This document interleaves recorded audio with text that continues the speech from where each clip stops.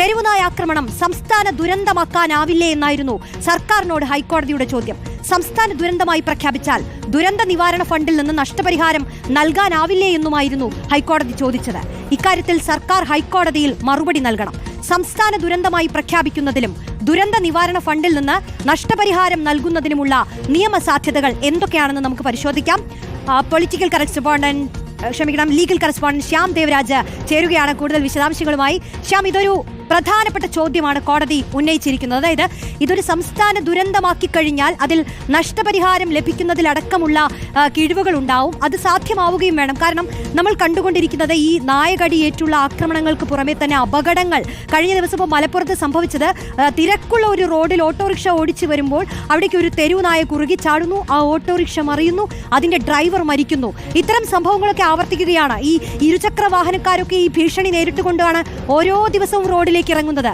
അപ്പോൾ ഇതിനൊരു പ്രതിവിധി, അത് നഷ്ടപരിഹാരം എന്നുള്ളത് ലഭിക്കണമല്ലോ. മരണങ്ങളിലടക്കം അത് ലഭിക്കേണ്ട ഒരു അവസ്ഥയുണ്ട്. സാധാരണക്കാരടക്കം ഇത്തരത്തിൽ അപകടങ്ങളിൽ പെട്ടുപോകുമ്പോൾ മറ്റൊന്നും വഴിയില്ല. ഇതിൽ എന്താണ് കോടതി ചോദിച്ച ചോദ്യം?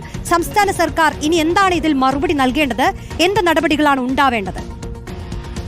ഹൈക്കോടതി ഇതിൽ ചോദിച്ചത് പ്രധാനമായും രണ്ട് ചോദ്യങ്ങളാണ്. ഒന്ന്, ഈ നായകളുടെ തെരുവുനായ ആക്രമണം ഒരു സംസ്ഥാന ദുരന്തമായി പ്രഖ്യാപിച്ചുകൂടെ എന്നതായിരുന്നു ഒന്നാമത്തെ ചോദ്യം. രണ്ടാമത്തേത്, ഇതിന്റെ നഷ്ടപരിഹാരം നൽകിക്കൂടെ, ദുരന്ത നിവാരണ ഫണ്ടിൽ നിന്ന് നഷ്ടപരിഹാരം നൽകിക്കൂടെ എന്ന കാര്യവും കൂടി ഹൈക്കോടതി ചോദിച്ചു. ഇക്കാര്യത്തിൽ സംസ്ഥാന സർക്കാർ സാവകാശം നൽകാനിരിക്കുകയാണ്.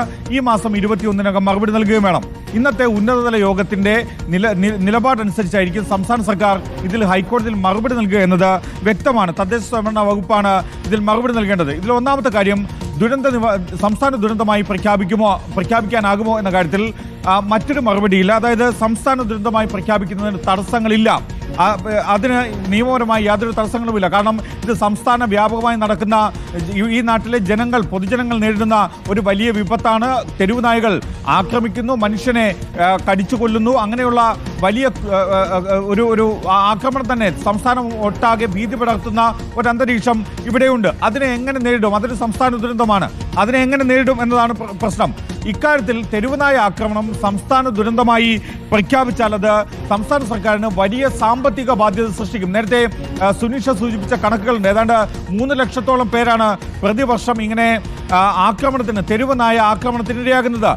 ഈ 9,000 അപേക്ഷകൾ നിലവിൽ തന്നെ ഇക്കാര്യത്തിൽ നഷ്ടപരിഹാരം ആവശ്യപ്പെട്ട് വിവിധ തദ്ദേശ സ്വയംഭരണ സ്ഥാപനങ്ങൾ സംസ്ഥാനതല സമിതിയുടെ മുൻപാകെ കെട്ടിക്കിടപ്പുണ്ട്.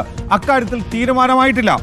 അതുകൊണ്ട് തന്നെ ഇത്രയും പേർക്ക്, ഇതിപ്പോൾ 9,000 പേർ അല്ലെങ്കിൽ 10,000 പേർ അല്ലെങ്കിൽ 3 ലക്ഷം പേർ, ഇത്രയും പേർക്ക് സംസ്ഥാന ദുരന്ത നിവാരണ ഫണ്ടിൽ നിന്ന് ഈ തുക നൽകുക എന്നത്, നഷ്ടപരിഹാരം നൽകുക എന്നത് സംസ്ഥാന സർക്കാരിനെ സംബന്ധിച്ച് നിലവിൽ പ്രായോഗികമായ ഒരു കാര്യമല്ല. അക്കാര്യമാണ് സംസ്ഥാന സർക്കാർ നയമായി സ്വീകരിക്കുകയും ചെയ്യുന്നത്.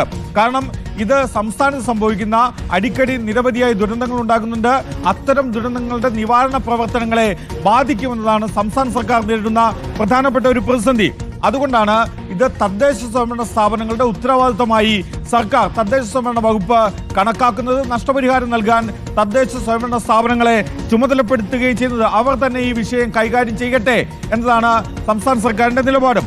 മറ്റൊന്ന്, നഷ്ടപരിഹാരം സംബന്ധിച്ച വിഷയമാണ്. ഇതിൽ കാലതാമസം എടുക്കുന്നു എന്നതാണ് പ്രധാനപ്പെട്ട പ്രശ്നം. സംസ്ഥാനതല സമിതിയാണ് ഈ നഷ്ടപരിഹാരം സംബന്ധിച്ച അപേക്ഷകളിൽ തീരുമാനമെടുക്കേണ്ടത്. ഏതാണ്ട് 9,000-ലധികം അപേക്ഷകൾ ഇത് ഇപ്പോൾ തന്നെ സംസ്ഥാനതല സമിതിയുടെ മുൻപാകെ കെട്ടിക്കിടക്കുന്നുണ്ട്. ഈ ഹൈക്കോടതിയിൽ വന്ന കണക്കുകളും അങ്ങനെ തന്നെയാണ് സൂചിപ്പിക്കുന്നത്. ഇതിൽ സംസ്ഥാന തലത്തിൽ തീരുമാനമെടുക്കാൻ വൈകുന്നതുകൊണ്ടാണ് ജില്ലാ തലങ്ങളിൽ 14 ജില്ലകളിലും പ്രത്യേക സമിതിയെ നിയോഗിക്കണമെന്നും ആ സമിതി ഈ അപേക്ഷകളിൽ, നഷ്ടപരിഹാരം സംബന്ധിച്ച അപേക്ഷകളിൽ തീരുമാനമെടുക്കണം. അതാകുമ്പോൾ അതിവേഗം തീർപ്പ് കൽപ്പിക്കപ്പെടും. നഷ്ടപരിഹാരം ഈ കടിയേറ്റവർക്ക് ലഭിക്കുകയും ചെയ്യും, അത്തരം മനുഷ്യർക്ക് ലഭിക്കുകയും ചെയ്യും. ഇതിൽ ജില്ലാ തലത്തിൽ ജില്ലാ നിയമസേവന അതോറിറ്റി, ആരോഗ്യവകുപ്പ്, തദ്ദേശ സ്വയംഭരണ വകുപ്പ്, മൃഗസംരക്ഷണ വകുപ്പ് എന്നിവരുടെ പ്രതിനിധികളെ ഉൾപ്പെടുത്തി ഇത് വിപുലീകരിക്കണം. ജില്ലാ തലങ്ങളിലേക്ക് സമിതി വ്യാപിപ്പിക്കണം. അവിടെ നഷ്ടപരിഹാരം സംബന്ധിച്ച തീരുമാനമെടുക്കണമെന്നതാണ് ഇന്ന് ഉന്നതതല സമിതി യോഗം കൈക്കൊണ്ട ഒരു തീരുമാനം എന്നാണ് മനസ്സിലാക്കുന്നത്. ഇതിൽ Okay.